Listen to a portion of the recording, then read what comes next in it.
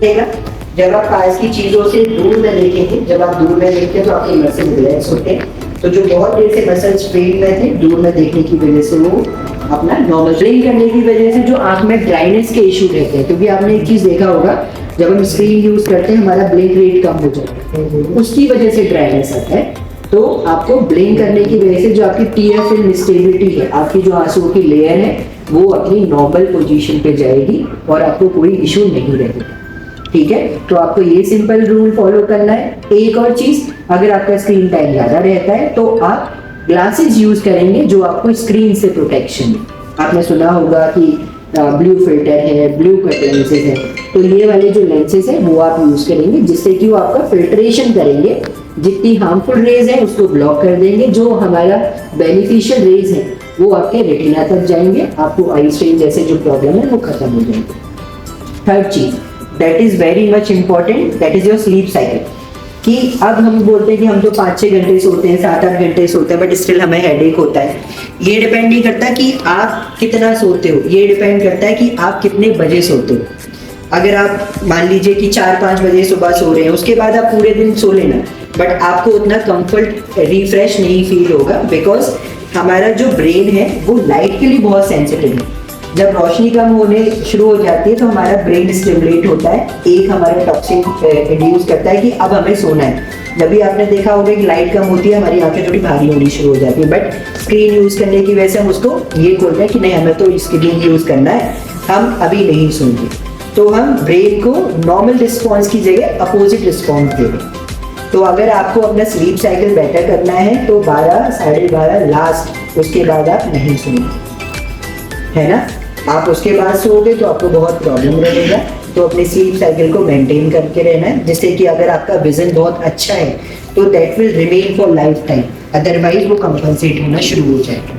जैसे मैंने अभी आपको देखा था, है ना, आपका विजन बेटर है, आप एक आंख में बिल्कुल 0 पावर पहन रहे हैं, दूसरी आंख में यू आर यूजिंग ओनली 0.25। आप अपने चश्मे के साथ भी उतना देखते हो, बट चश्मे के बिना भी उतना देखते हो। बट क्या है कि आप स्क्रीन प्रोटेक्शन के लिए यूज कर रहे हो। सेकेंडली, स्क्रीन टाइम होने के साथ साथ आपका स्लीप साइकिल भी डिस्टर्ब है। तो जब भी आपका मशीन के अकॉर्डिंग जो नंबर आ रहा था इट वाज कमिंग -2, तो आपको तो जरूरत ही नहीं है। तो वो कहाँ से आ रहा था, वो आ रहा था आपके मसल्स की वजह से, बिकॉज आपके जो मसल्स हैं वो वीक होना शुरू हो। तो you will be needing some lifestyle modification, कि टाइम पे सो जाना है, ठीक है। अगर यूवी प्रोटेक्टिव ग्लासेस अगर आप बाहर जाते हैं वो यूज करना है, आप सिस्टम पे काम कर रहे हो ब्लू कट लेंसेज यूज करिए और अपना स्क्रीन टाइम बेटर रखिए, 20-20 रूल फॉलो करिए, ठीक है। अब आते हैं एजिंग फैक्टर पे, दैट स्टार्ट फ्रॉम 40 इयर्स, जिसको हम स्मार्ट स्टेज बोलते हैं, ठीक है। अब उसमें क्या रहता है कि हमारा जो नियर विजन है वो रिसीड होने शुरू होता है। आपने देखा होगा कि जो एजेड लोग होते हैं वो न्यूज़पेपर को थोड़ा ऐसा पकड़ना प्रेफर करते हैं इस कंपेयर टू दिस, क्योंकि जो अगर छोटा सा कोई बच्चा है वो अगर छोटी से छोटी चीज़ इतनी पास से देख सकता है, मैं इतनी दूर देखूँ। अगर किसी का एज 35-40 है वो यहाँ 50 यहाँ पर देखेंगे, तो ये जो नियर पॉइंट, जो नियर छोटी से छोटी देखने की जो एबिलिटी है वो हमारी रिसीड होती है, दूर जाती है। तो इस केस में हमें क्या करना रहता है, उनका चश्मे का नंबर करेक्शन करना होता है कि आपको जितना दूरी पे वो पॉइंट होना चाहिए आप उस पॉइंट पे रखेंगे, और ये नंबर एज के अकॉर्डिंग बढ़ता है। जैसे अगर किसी का 40 पे +1 नंबर है, 50 पे +2 के समथिंग रहेगा, 60 पे +3 के समथिंग रहेगा, बिकॉज एज के अकॉर्डिंग हमारे जो मसल्स हैं वो डिटोरिएट होने शुरू होते हैं, ठीक है। अब उसके बाद रेड फैक्टर आता है आपका कैटरेक्ट। कैटरेक्ट हमारा सफेद मोतिया को बोलते हैं।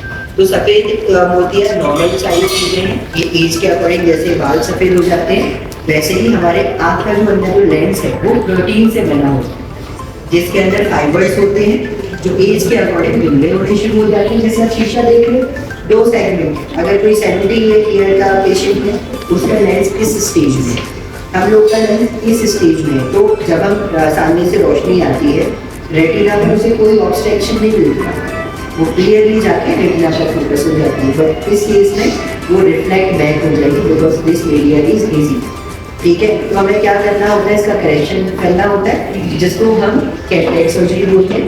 इस लेंस को रिप्लेस करते हैं with the help of artificial clear lens.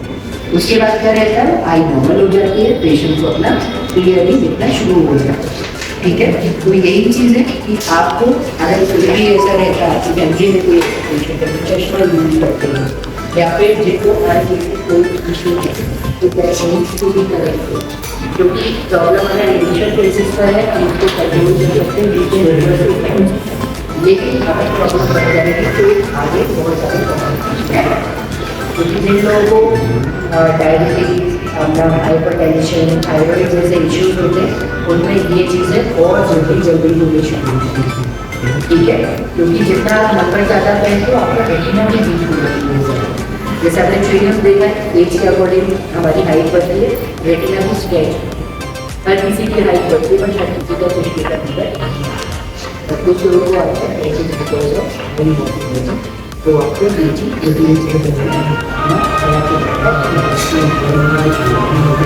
तो आप कंसल्ट करें, जिससे कि विषय अगर कुछ होते हैं उसको शो किया जा सके। हमारे एक्सरसाइज